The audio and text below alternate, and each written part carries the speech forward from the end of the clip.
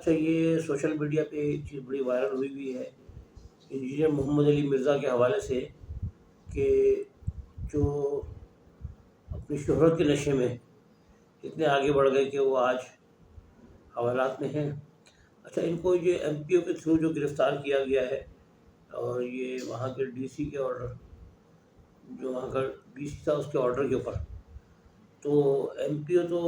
Maintenance of public order کے تحت، کہ مطلب یعنی یہ چیز، کیونکہ ہمارے قانون میں سیکشن 3 کے تحت یہ ہے اس کے، کہ اگر کوئی شخص جو ہے امن کو اس کی وجہ سے نقصان پہنچ رہا ہو تو وہ فساد کے زمرے میں آتا ہے۔ اس کو مطلب ایک طرح سے یہ سمجھیں کہ یہ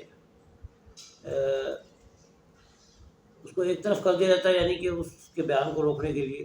تو یہ کوئی وہ جرم، مطلب یعنی ایسا کوئی اتنا بڑا جرم نہیں ہے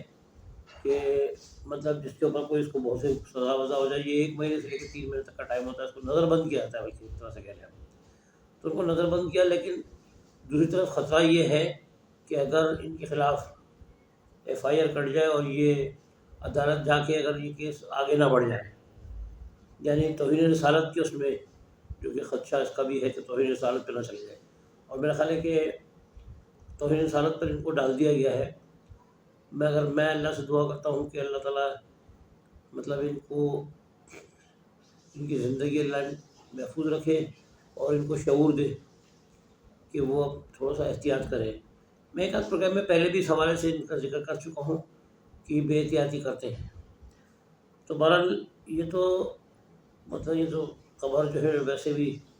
آپ ہر دوسرے سے ہی سن رہے ہوں گے کہ ان کو گرفتار کر لیا گیا ہے۔ اب اس پہ میرا جو اپنی رائے ہے، میرا تبصرہ چھوٹا سا ہے، تو اس بارے میں صرف یہ کہوں گا کہ کچھ چیزیں میں نے جو ان کی نوٹ کی تھی، جو ان کے الفاظ ہیں بڑے تکلیف دہ الفاظ ہوتے ہیں۔ تو جس طرح یہ پھکی کا لفظ استعمال کرتے ہیں کہ یہ آپ کے لیے پھکی ہے، اس کا مطلب ہے کہ آپ کا علاج کر رہی ہے، آپ کا دماغ درست نہیں ہے، اور آپ یہ پھکی میری استعمال کریں گے تو آپ کا علاج ہوگا، یہ ڈاکٹر بن گئی ہے۔ پھر ان کا ایک یہ ہے کہنا کہ جی یہ کوئی مجھے چیلنج کرتے ہیں اکثر یہ، کہ آپ یہ والی بات ثابت کر دیں، اور آپ کو ٹائم قیامت تک کے لیے، آپ قیامت تک کے لیے بات ثابت نہیں کر سکتے۔ اب آپ کو پتہ ہے کہ جب کوئی ثبوت مانگتا ہے اور ٹائم دیتا ہے، تو ٹائم وہ دیتا ہے جو اس کی زندگی سے مشروط ہو۔ مثال کے طور پر اگر میں کسی کو کہوں گا جی کہ میں آپ کو 1 مہینے کا ٹائم دیتا ہوں کہ چیز ثابت کریں، تو سمجھ میں آتی ہے بات۔ اب قیامت تک تو کیا یہ قیامت تک زندہ رہیں گے، ان کو پتہ ہے۔ تو یعنی یہ اس طرح کی باتیں کہنا، اور ایک جملہ اور ان کا جو ہے وہ یہ ہے کہ مطلب یعنی ہر کسی سے الجھتے رہتے ہیں یہ، مطلب جو ان کا شعبہ نہیں ہے اس میں بھی ٹانگ اڑانا۔ جیسے ابھی آج کل یہ سیاست میں چلے گئے تھے، پھر ابھی یہ وہ صحافی ہیں عمران ریاض خان، ان سے الجھ گئے تھے، تو انہوں نے کافی ان کے بھید کھولے، بلکہ انہوں نے یہاں تک کہہ دیا کہ یہ اینٹی عمران خان ہے اور یہ نون لیگ کے حمایتی ہیں۔ تو بلکہ انہوں نے کوئی کلپ بھی چلا دیا مریم نواز کی تعریف کرتے ہوئے۔ تو اب ظاہر ہے ادھر وہ لوگ مشتعل ہو رہے ہوں گے جو ان کی حمایت کرتے ہوں گے، پھر ٹی ایل پی کے خلاف یہ باتیں کرتے رہے، تو ٹی ایل پی تو ویسے ان سے دشمنی لے کے بیٹھی ہوئی ہے۔ اور اس کارروائی کے اندر اب جو توہین رسالت پہ ٹی ایل پی والے بڑے وہ مچل رہے ہیں کہ ان کو توہین رسالت اندر کرے، اور وہ تو چاہتے ہیں کہ ان کو سزائے موت ہو جائے۔ اللہ نہ کرے، بہرحال اللہ سب کو محفوظ رکھے۔ اور جو انہوں نے زبردستی مناظرے کی باتیں کی، اور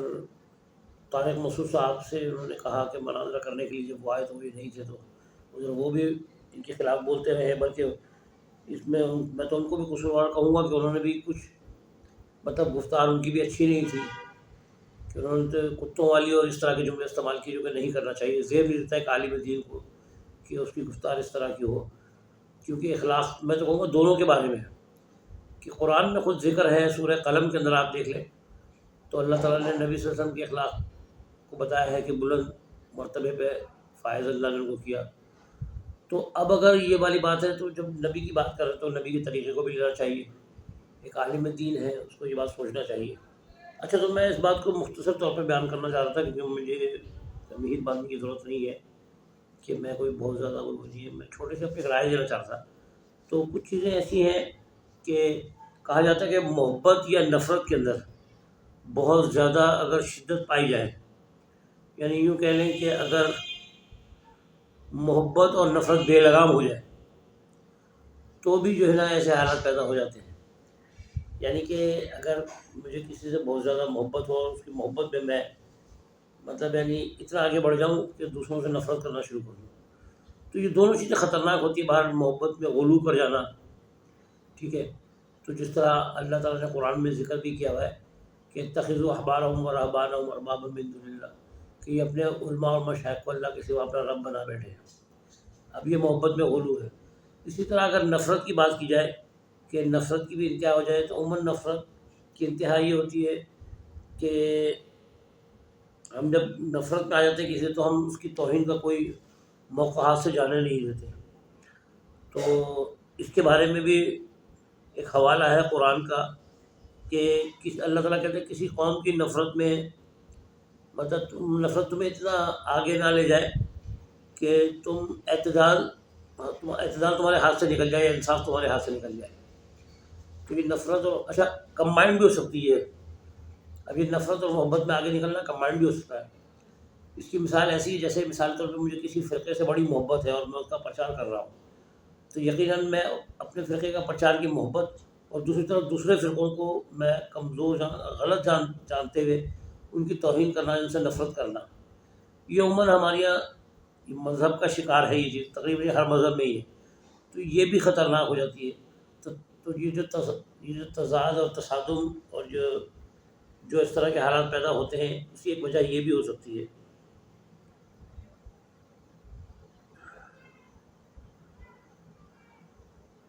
بہرحال آخر میں اتنا ہی کہوں گا کہ محمد علی مرزا صاحب کی جو غلطیاں ہیں ان کو صرف میں نہیں، کئی لوگ ان کو میں دیکھ چکا ہوں کہ کچھ صحافی کے پاس گئے بھی ہیں بات کرنے کے لیے. اچھا کچھ سے تو انہوں نے ملنے سے انکار کر دیا، کسی نے ان کا انٹرویو بھی لیا تو وہ اپنے موقف کو اوپر رکھنے کی کوشش کرتے ہیں کہ نہیں میں صحیح ہوں باقی سب غلط ہے. تو بہرحال اگر میں اللہ سے دعا کرتا ہوں کہ اللہ تعالیٰ ان کے معاملے کو صحیح کرے اور ان کو بھی شعور دے، اور یہ بھی نفرت اور مطلب توحید میں اتنے آگے بڑھ گئے کہ دوسروں کو سب کو جو ہے انہوں نے غلط سمجھنا شروع کر دیا. تو لیکن یہ فیصلہ اللہ کو کرنا ہے، یہ فیصلہ ہم نے نہیں کرنا کہ ہم کون ہوتے کسی فتویٰ لگانے والے. تو بہرحال جس طرح دوسرے آپ پہ فتویٰ لگا رہے ہیں آپ نے بھی ان پہ فتویٰ لگانا شروع کر دیا. تو فتویٰ لگانے کی ضرورت نہیں ہے، فیصلہ اللہ کے ہاتھ میں. جو غلط وہ کرے گا، غلط اعمال ہوں گے تو اس کا نتیجہ اس کو اللہ کے آگے بھگتنا ہی ہے. ٹھیک ہے، اس کا ہرگز مطلب یہ نہیں کہ میں بھی جو ہے نا کسی کے اوپر فتوے لگانا شروع کر دوں اور فیصلے کا حق مجھے اللہ نے دیا ہی نہیں ہے تو میں فیصلے کرنے والا کون ہوتا ہوں. اور اپنا خیال رکھیں. السلام علیکم ورحمۃ اللہ وبرکاتہ.